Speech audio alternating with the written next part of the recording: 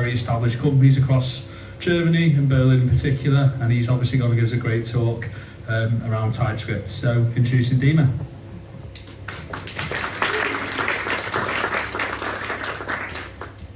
Hi guys, it's nice to see you there. Actually, first thing I can say, I give you warning, I don't give presentations often, so problems may happen, please apologize.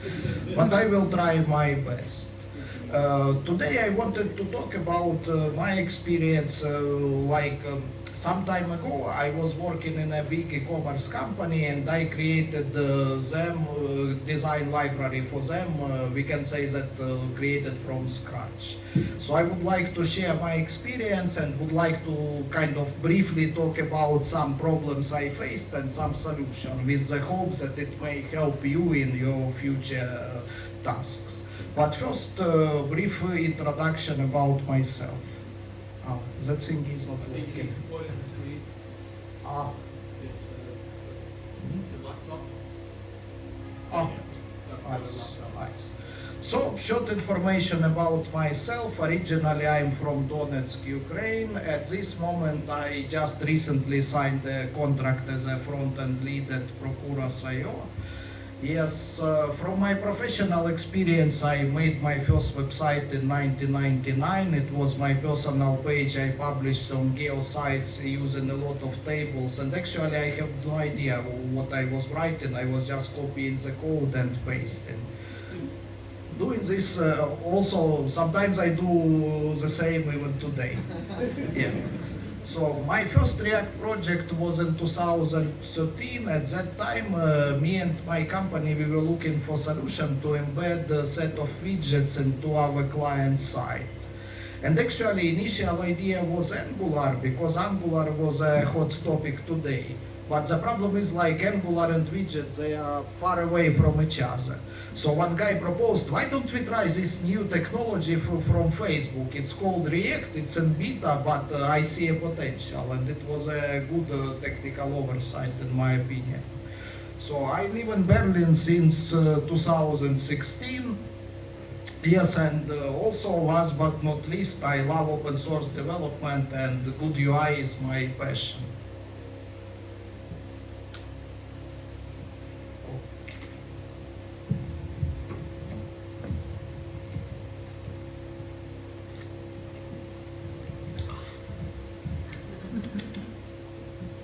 So now let's talk about let's align on definitions. So by design library, I mean a collection of design specification and pre-written components.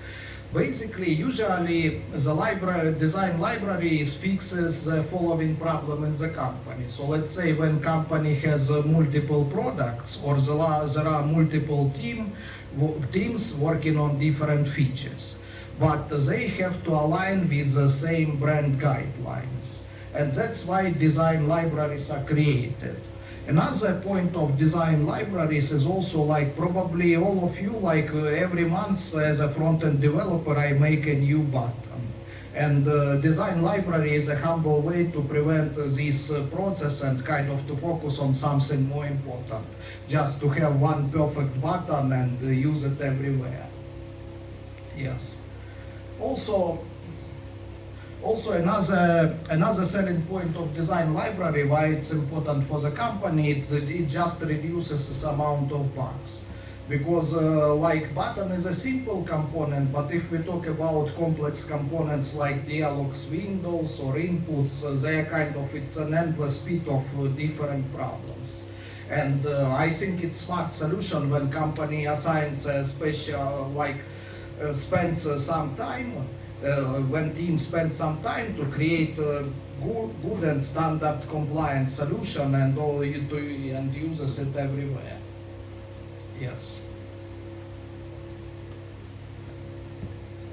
So here now briefly about technical solutions, but first when I started working in OLX, I was presented with set of technical requirements. Of course, there are very much more of them, but since our meeting is focused about TypeScript, I put requirements which are related to TypeScript or development. So the first requirement was we had multiple teams consuming library, and we had to produce two types of bundles for them. ES modules bundle and CommonJS compatible bundle.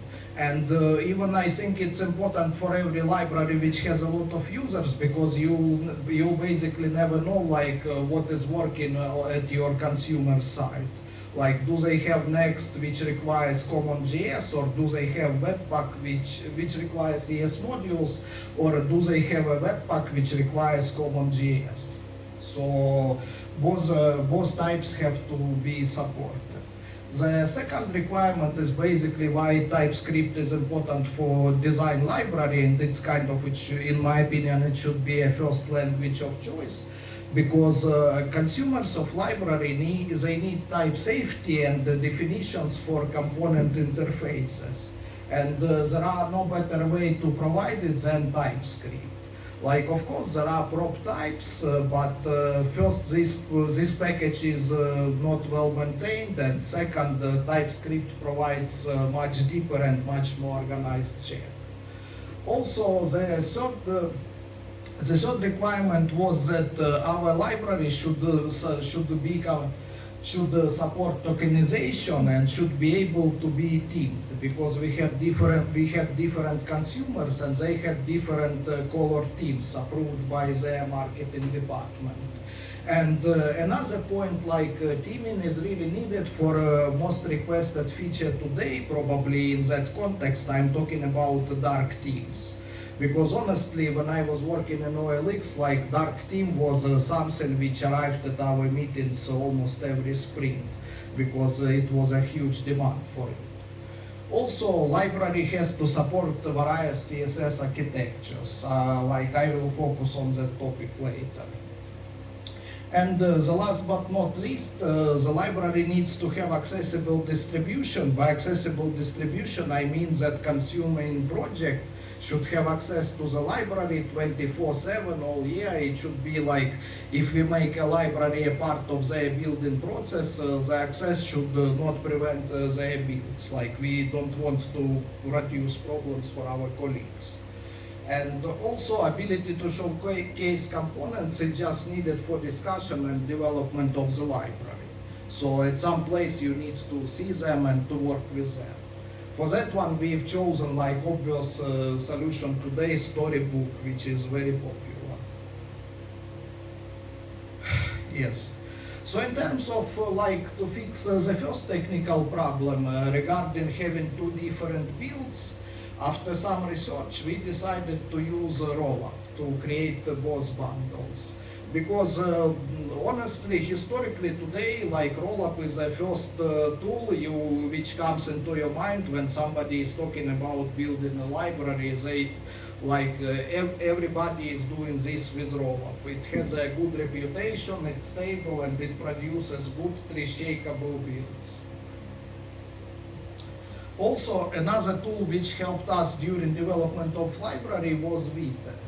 Vite provides a convenient way to use both Rollup and modern ES modules based builder under the same in the same project.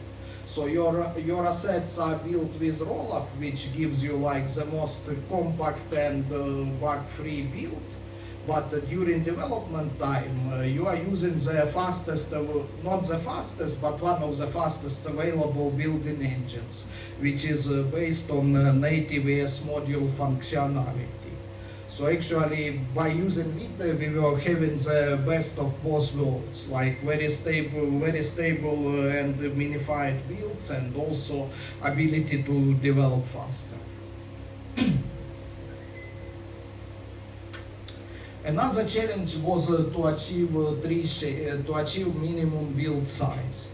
That was like, we were working in e-commerce, and actually that was like key requirement, because they really did care about Google Web Vitality metrics. And every kilobyte was like a point for an argument between me and engineering leads from other teams. Like, they wanted me to be responsible for bundle size growth, and I think that was like a legit requirement. So for ESM format, it was actually easy because if you build library properly with rollup, it will be capable to do tree shaking. So there is no problem here. But CommonJS is much more problematic because there is no sane way to tree shake the monolithic CommonJS bundle. Technically they are, but they require kind of like doing a lot of research, and this is not commonly accepted technology. So unfortunately for CommonJS bundle, we decided to use a multi-entry point technique instead. So instead of one entry point index.js, we had one entry point per component or per any library export. Yes, and also to make developers' life easier, we also used this. We recommended to use this with Babel plugin transform or modularized import setting in Next.js. Basically, you were probably also using this approach when you had Babel plugin loaders. What it does, it like during compilation, it translates monolithic import into specific entry point import in the library. And you are importing only parts of CommonJS which you are actually using.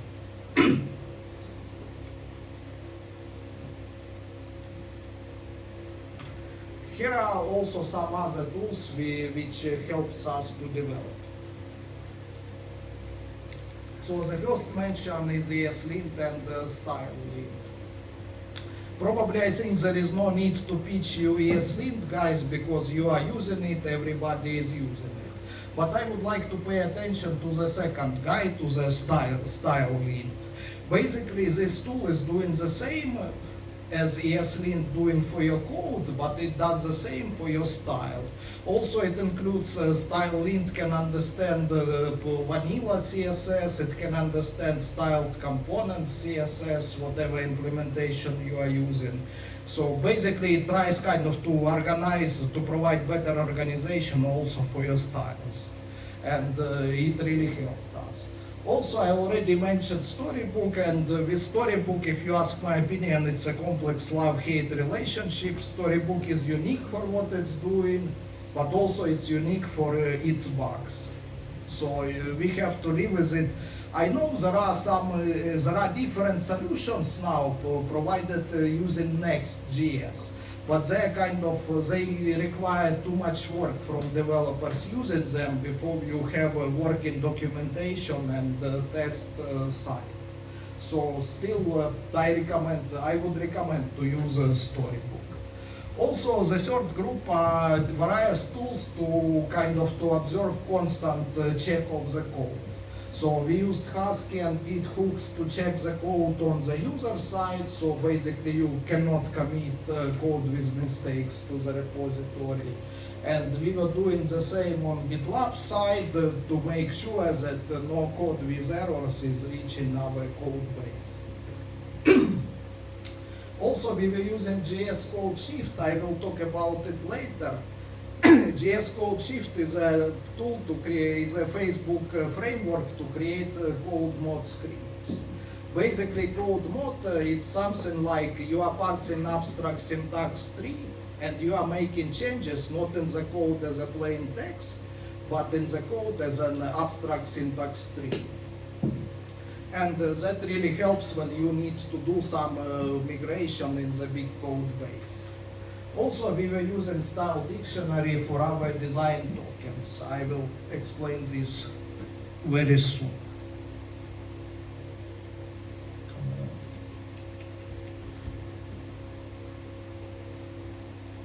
Okay.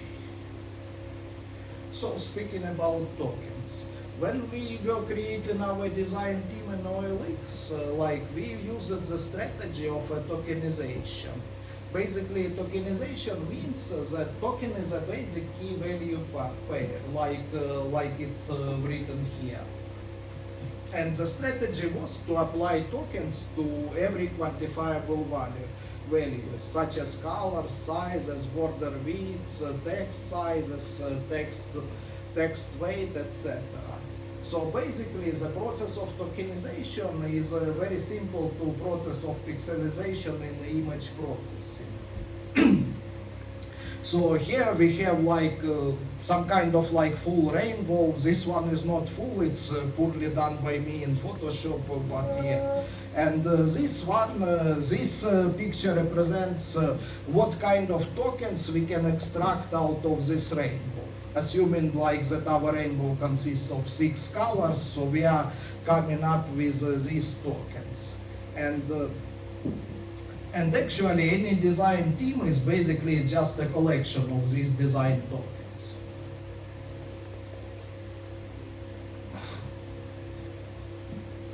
So here is how the team might look in CSS implementation. This is how it would look in some CSS and JS implementation. So teams are required when we have multiple products under the same design library or multiple teams, or also teams are required when we are talking about dark team or high contrast team. And as I told, like, I don't know about you guys, but in my everyday life in OLX, dark team was our like great goal, like the biggest goal we were chasing for a lot of time. Yes, also same like there is another requirement which will also, I believe, become popular soon is high contrast teams, because as you know, like WCAG standard of accessibility will be mandatory since 2025. And all this can be achieved if you properly tokenize your designs. By tokenization, I mean that we were just sitting together with designers, trying to group colors, trying to clusterize them, but the real problem was giving them names. Still, with that one, I cannot propose perfect solution. We agreed at the end to use secondary, tertiary, and the problem is that after tertiary, it gets like you feel that you are speaking Latin but not English.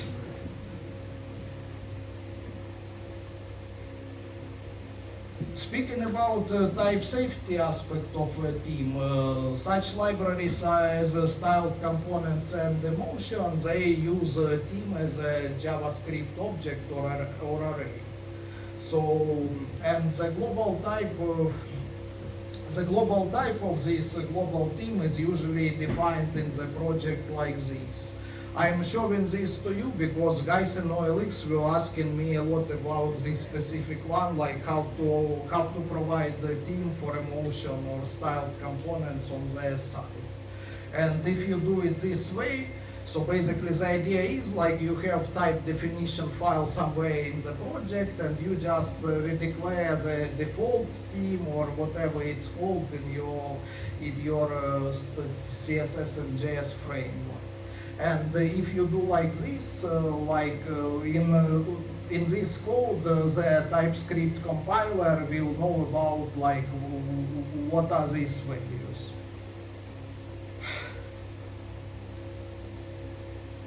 Also, these are some other hints about type safety. They are based on kind of like these were most typical errors and reasons of bugs in our code base. So the first thing I learned the hard way that type checks they have to be enabled for every commit in the master. If you are working with TypeScript and your type check is red, so what's the point of using TypeScript then, just to receive bad news from compiler? Yeah.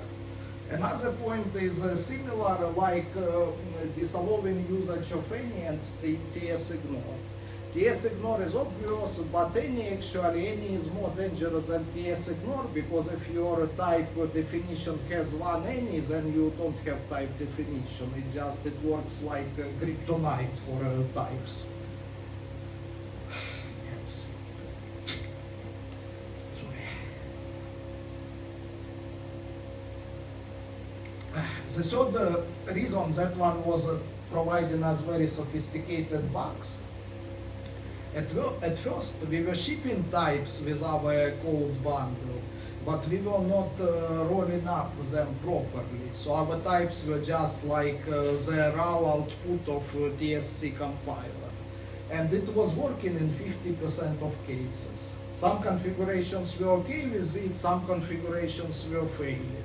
So it took for us some time to realize that we should also roll up types. And in order to achieve this, there is a plugin, roll-up plugin DTS, which actually aimed exactly for this problem.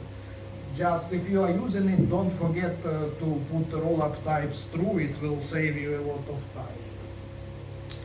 Another point is like all library components props should be documented in JS-doc type. I'm talking about something like this. Some developers, when I started to do that, they started to ask me, Dima, why you are writing the same as you already have in the same code of the file? It looks obvious. But my reason was like it was not for developers reading this exact file. This is for developers hovering over this property in IDE which uses the library, and then they will see this like a nicely formatted JS-doc hint. And actually, me personally as a developer, I really appreciate it when the library has all methods and exports documented.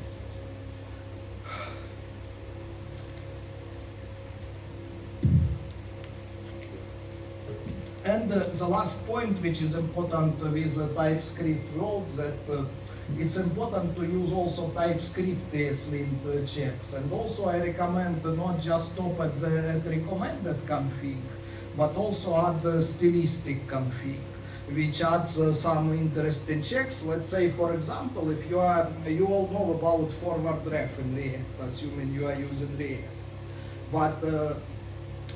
But recommended config doesn't require us to assign a display name for a component which is created by forward ref.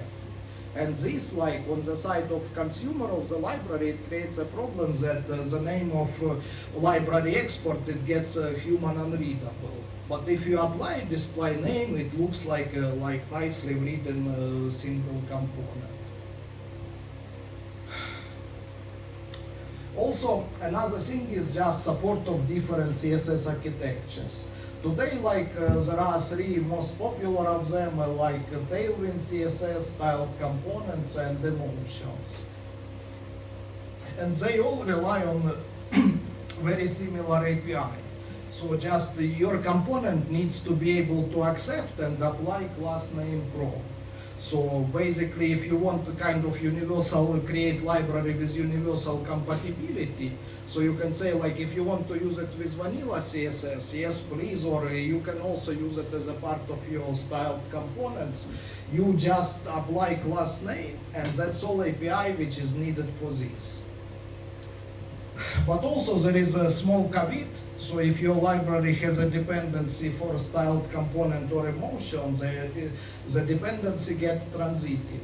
So basically, if I want to use your library, I will have to install emotion or styled components in my project.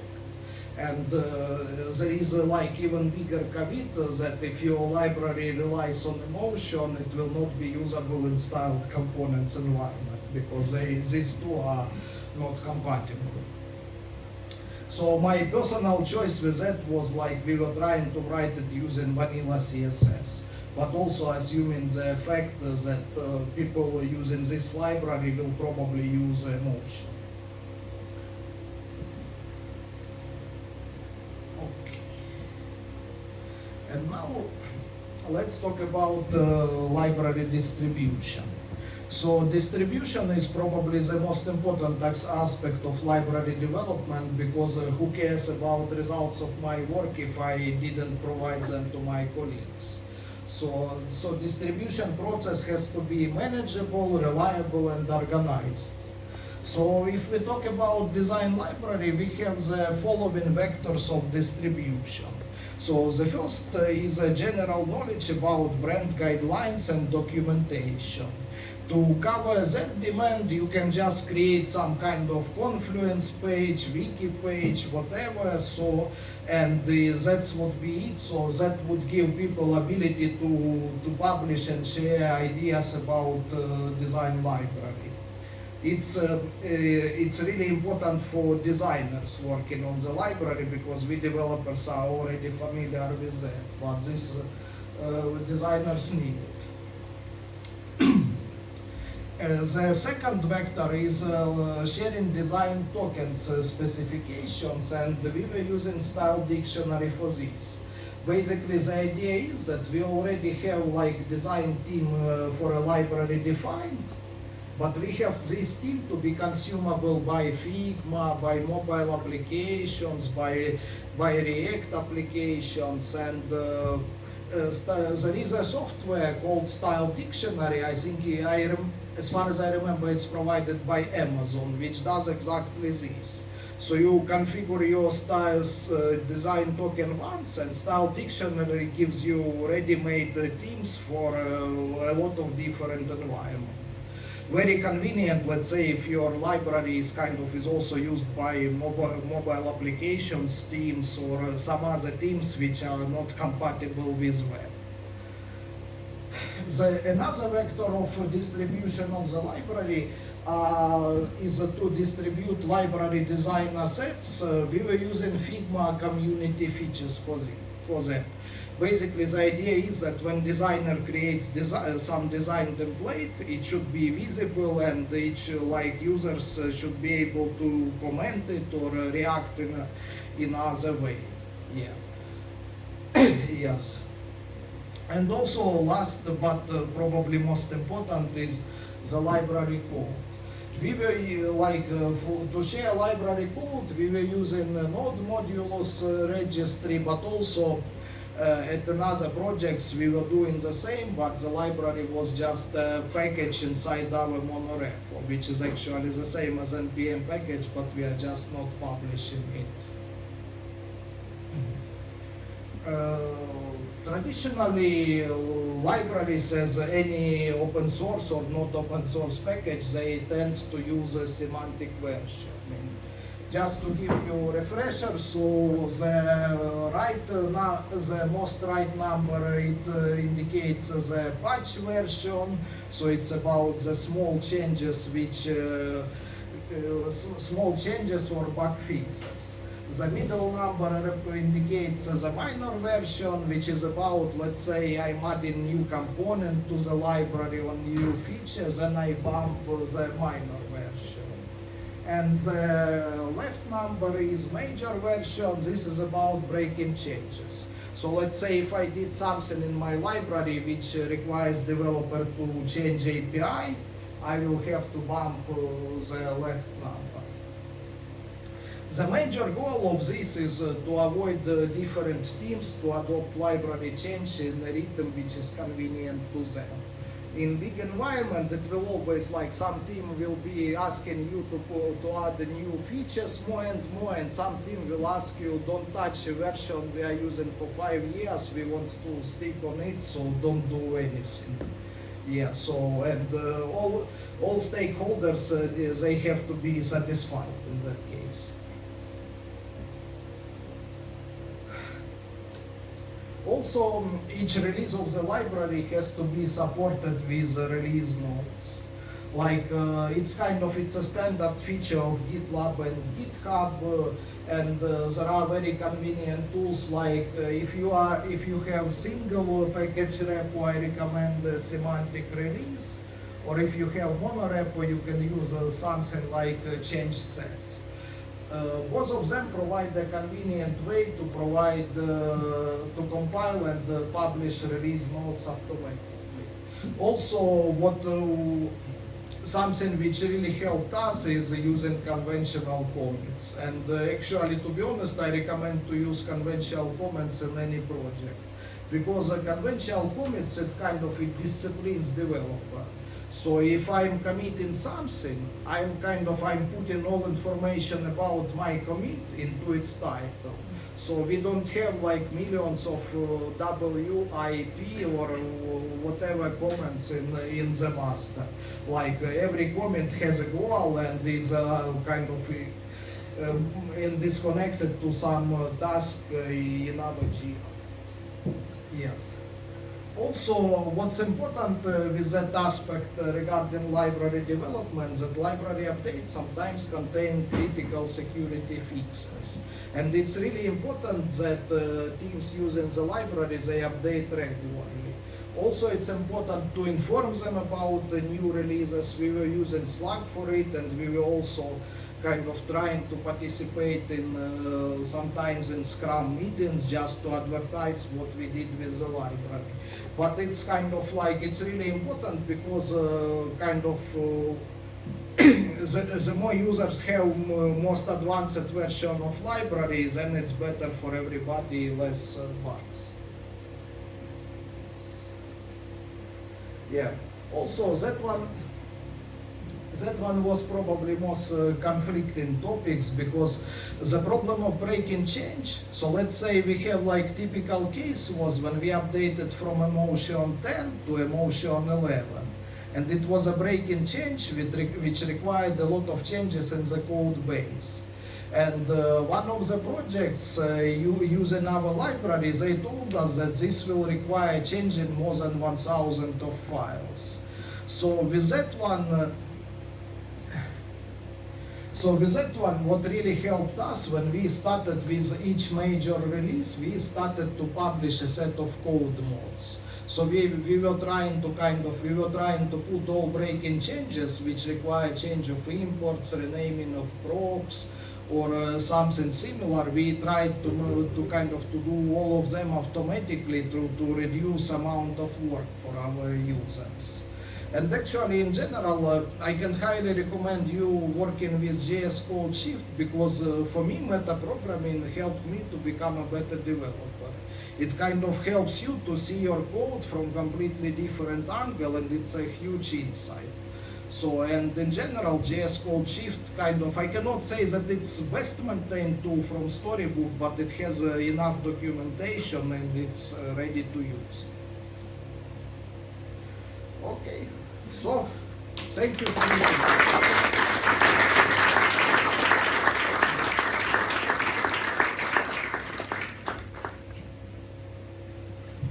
Is there any questions from, Sophia? I'll start on the bottom. Yes, I'm not sure if I missed it.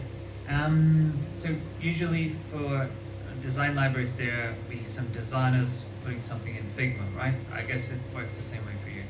The question is, how do you keep in sync the design tokens that your designer made in Figma with whatever you have in CSS? It's a very good question.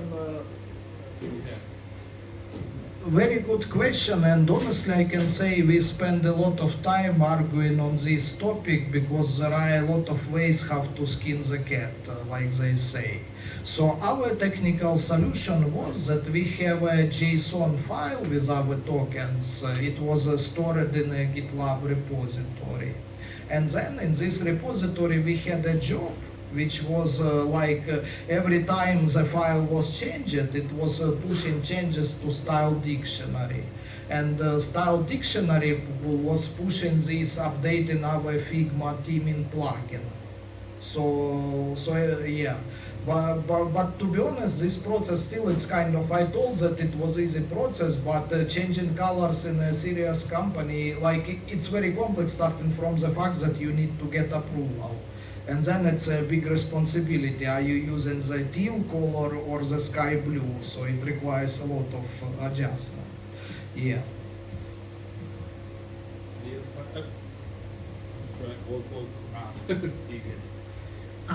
Yeah, designing APIs is really hard, and I guess for component libraries it's really, really difficult.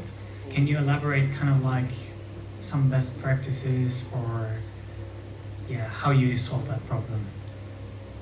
Really, thank you for the question. I will probably write article on that topic, because it's deep. But just to give you in short, for me it was a journey. As every developer, I started with idea that actually I'm smarter than W3C and MDN guys, and I know how to build interface better, because I'm a developer, I'm an engineer. But time after time, like what I learned while working in OLX, that actually the best way, if we are talking about generic components, it's better to stick to native APIs, especially if we are talking about inputs. So we ended like our inputs had like all native, all reasonable native properties done and with the types from a native library. And also we had some extra properties, but with native we were just kind of, if a native input accepts a callback with event, we are giving that callback with event. If it can accept the ref, it accepts the ref. And when we had that, we were sure that we have compatibility with different form libraries, with use form or similar ones. So answering your question, my personal advice would be kind of not try to invent the wheel and stick to vanilla. But of course, like if you do a custom business logic, then it gets a bit more complex. Also, if I were to add on, I think the voice for that, just in case. I think in terms of designing an API for a component, one of the best things that helped me personally was doing some open source. So have a look at Bootstrap, Material UI. I think till 2 years ago I was still at top 30% of the contributors at Material UI. That really helps you in terms of the design thinking capabilities, what should be the API conventions, and then you can scale it from there. I think that was really helpful for me. Or just having a look at the open source code is, I think, phenomenal. Absolutely support this. I absolutely support this, but also there is a small caveat in this, political arguments, because even if we talk about design system, there is a Twitter Bootstrap, there is MyUI, and there are each design library has their own agenda and their own kind of like vision. And while working in OLX, it was clearly visible that some developers and designers, they are from Twitter Bootstrap party, some developers from Material Design party. But in general, yeah, it's absolutely true. It's important to learn from the best examples. Yeah. It sounds to me like you made a lot of effort to make something that works for a lot of different people, different companies, different products. It sounds like it's such a shame that you had to use React. You ever thought about maybe I should be using web components so that someone with a different library, with someone like with a different front-end architecture or some different... Sure. That was one of our challenges, and actually this was the plan.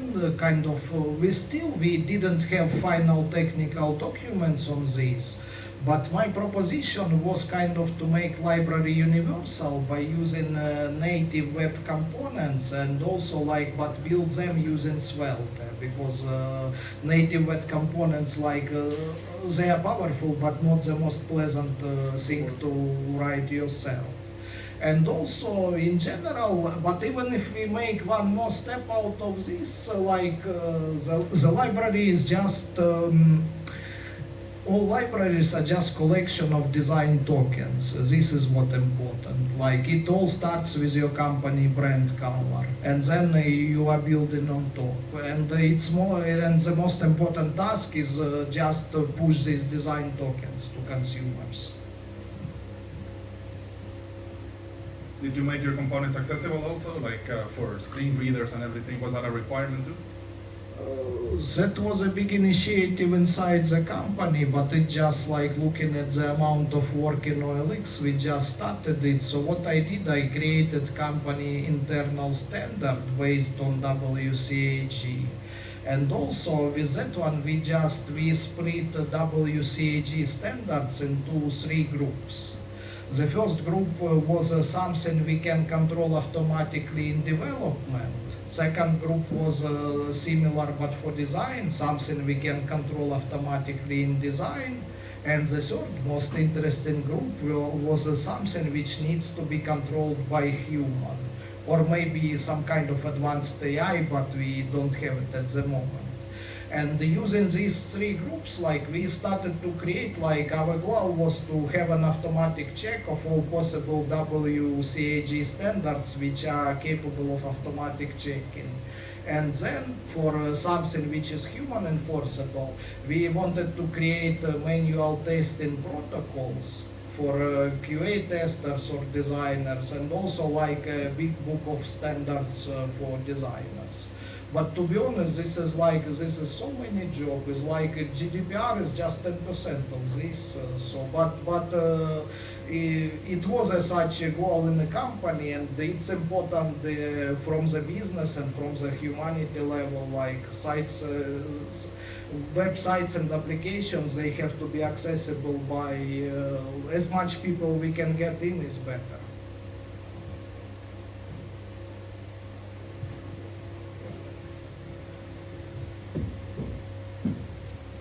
Hi.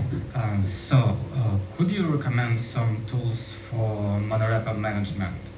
And related question, what if your components depends on building from another component? How to handle this thing?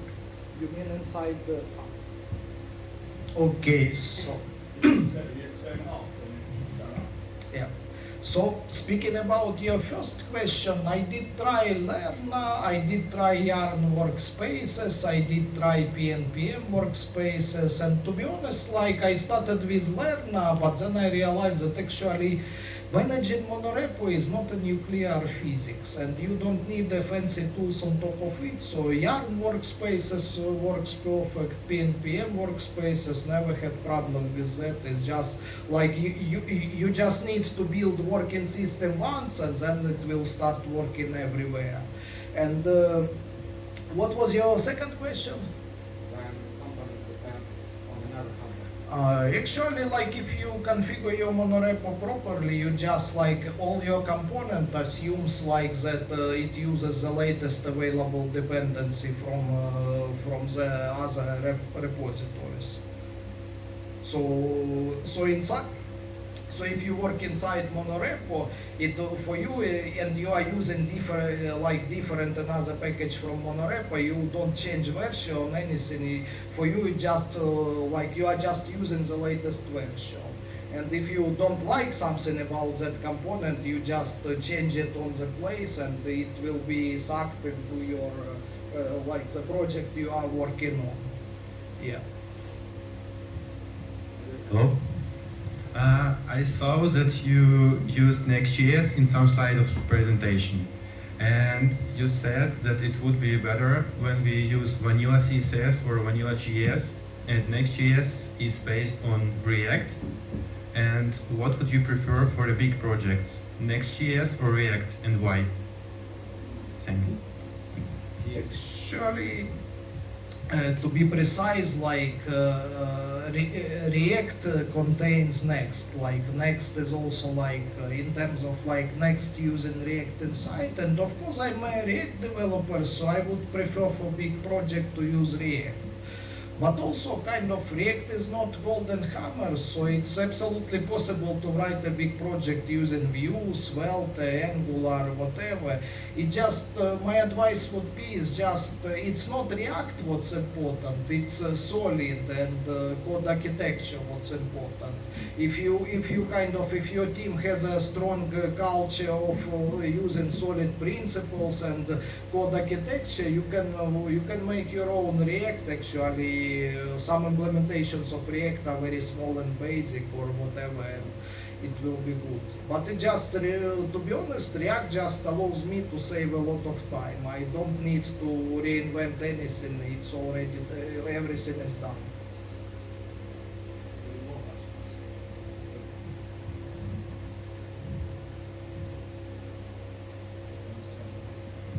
Yeah, Dima, when working with monorepos, can you tell me how do you store artifacts for libraries? Do you store it directly in monorepo, or you push it somewhere, or you include it in the build process of application which use library?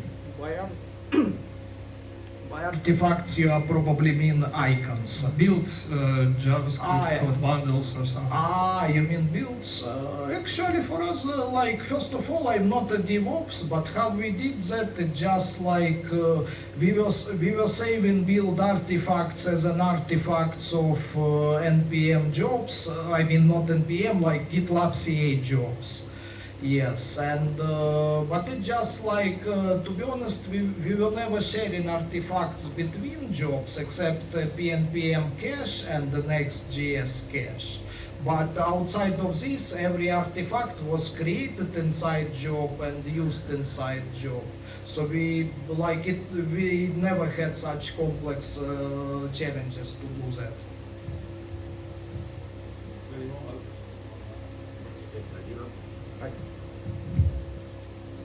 Thanks, nice talk.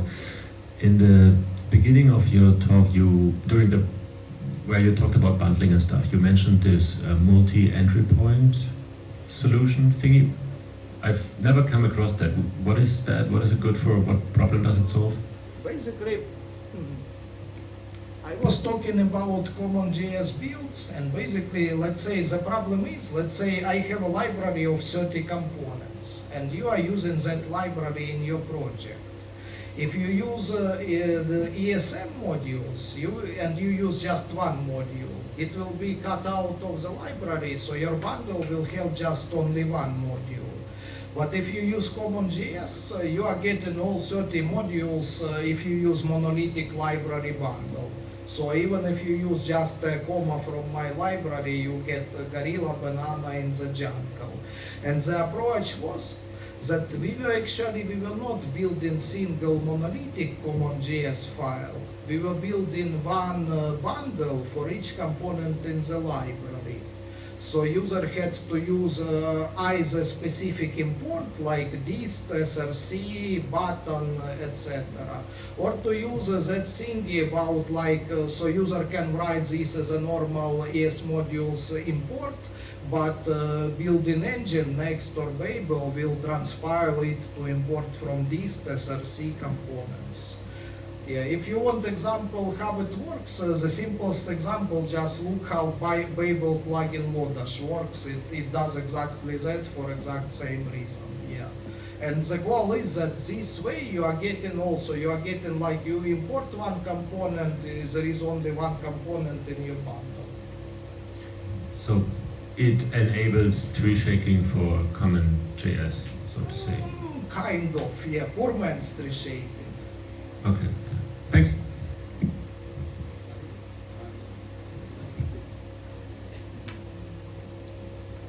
Hello, thanks for a great talk. I wanted to ask you what your testing strategy is for UI components. Do you unit test? Do you visual test? Or do you test at all?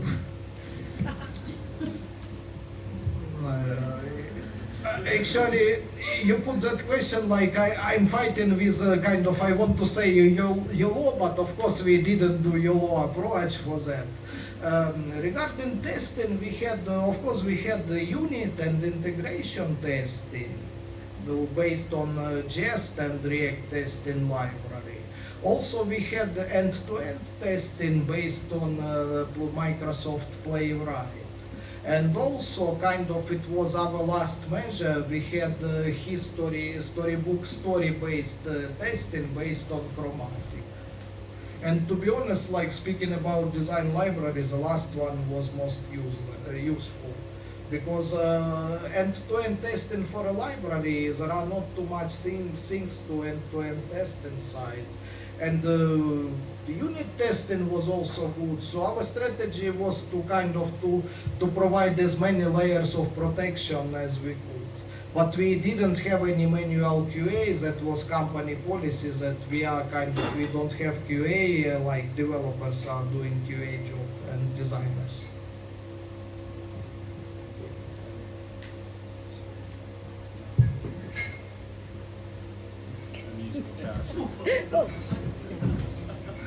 Was that the head or the foot? That was Hi. I have been part of a library design project as well. and that was React based, and we could not rely on client-side components for user interaction. Is that also a limitation that you encountered in your project? And all right, so maybe it was a limitation by our Can you elaborate what kind of problems did you have? Yeah, so anything that was, for instance, all the inputs that relied on client-side interactions, on user interaction, anything from checkboxes to upload fields, we could not rely on React for that, and client-side interactions, we had to basically vanilla JS, vanilla CSS, everything. Of course, I don't know your project and specifics, but I completely disagree with that. I hope I participated in making good library for OLX, and also I make an open source design library for myself, and I pay a lot of attention to this what you told, because this is a goal of the library, like inputs and these basic user interactions. So unfortunately, my answer is completely negative. Absolutely disagree. It's all right. I was not part of the decision making there, so just curious. Yeah, I don't know what were the reasons, but actually this is the goal of the library to kind of to do these inputs and other stuff.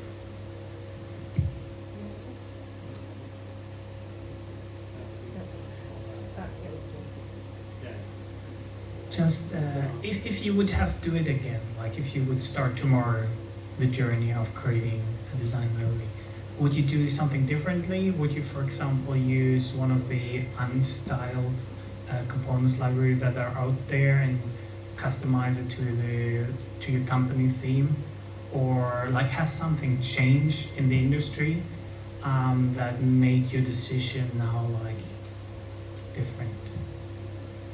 To be honest, of course, yes, there are a lot of stuff I would do different. At the beginning, I made a lot of rookie mistakes. So let's say we were applying test data attributes as an object to ensure type safety. And then TypeScript 4 came out, and it was possible to use just string literals for that. So that was when I've seen that, I was like, oh my god, what I'm doing. But in general, I'm kind of a lot of our decisions, they were not because I decided so, but that was because the company needed so. So they needed extensive Emotion.js support. To be honest, if you ask me, I would not touch Emotion. I know so many bugs about that, I know so many problems, but if company needs so, of course we provided compatibility for that.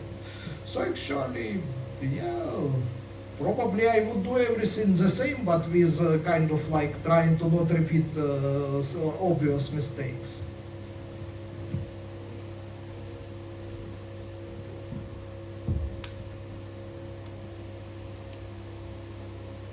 Yeah, you talk about ESLint and ESLint, Starlint. So how extensive that help us during developing our theme or something like this? Really, to be honest, it kind of sometimes it made me feel scared because I was able to predict problems. It was more about TypeScript type check, but when I see something like as in file or some case when you are pushing a variable into type, when you are not welcoming it, but you are like, come on. And when I've seen that, I was like, I bet there is a bug here, and usually they will. And speaking about ESLint, also a lot of this, but also my favorite feature of ESLint, it kills holy wars. Half of your team wants tab, half of your team wants white spaces, just put ESLint rule and make them argue in the pull request reviews, not in the Slack channel. Yeah, so this one. And also, Another thing which is important, it helps you to have a minimal diff between code. So your code is always normalized. And that was my favorite feature of style lint, that you can define any order of properties you want, like alphabetical or some kind of logical, and all your classes will follow the same order from that moment. But of course, the real reason of mistakes of a program is a developer, so unfortunately until recently there were no automatic ways to improve developers. Does it support for pre-compilers as well, or does it support for the pre-compilers like SAS, LESS, Stylus? To be honest, I would not recommend using them today because they are nice tools, but first thing, today you can do the same with CSS4 and post CSS. And if you don't want to go hardcore, you always have a Tailwind or something like styled components. So pre-compilers, they are just, I can understand that, let's say if you have already code base written in SAS, then you have to support it, but starting new projects with them, I don't see any real benefit in that. Yeah, as you were talking about theming, so if we have already a lot of mixins, that is helping to generate a theme, and we want to just change the tokens or something like minimal changes, or maybe we want to employ some standards on the top of it, that will be a way easier to generate it, like pre-compilers.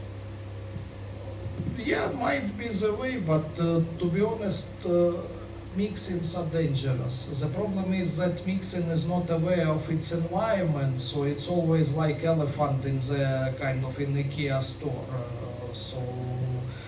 Yeah, so actually back in the day we had that situation. We had a big SAS code base of a big Ruby on Rails application, and it was really hard to improve CSS there, because it was very complex and they were using Compass a lot if you that framework. So actually still my advice with that one would be gradually to refactor it gradually. And also it's SAS is very friendly to see if you use CSS variables inside, so it can be an easy process. Yeah, but of course, if your team has a lot of SAS experts, probably guys, you know what you are doing. So yeah, just your company should pay you a good salary because your value is high.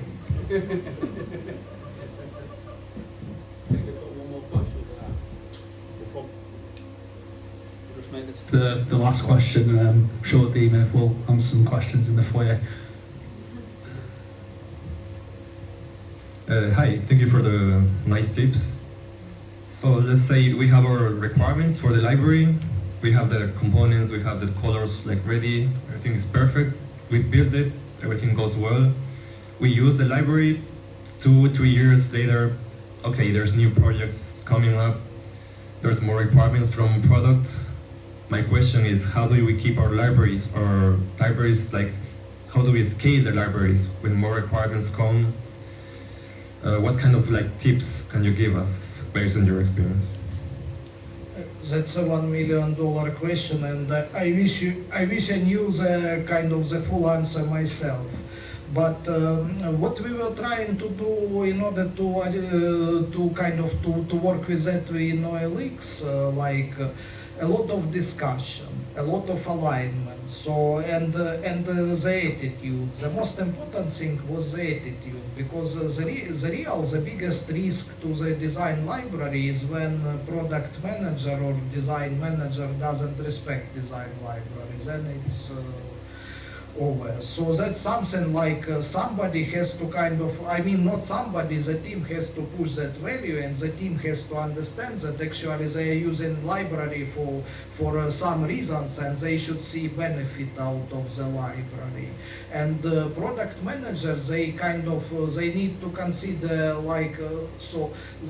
they need to have a library discipline, not to invent a new button every week because with the hope that it will help to to enlarge customer base, but kind of to try to to handle the problem in a scientific way by using experiments and other modern approaches. But I know what I'm telling now is very generic, and I really wish I knew the solution, because we had that problem. I totally understand what you are talking about, and it cost me a lot of stress to to try to convince people that they are doing wrong and actually we should do it in a different way. I think that's all the questions. Just want to say massive round of applause for a great talk.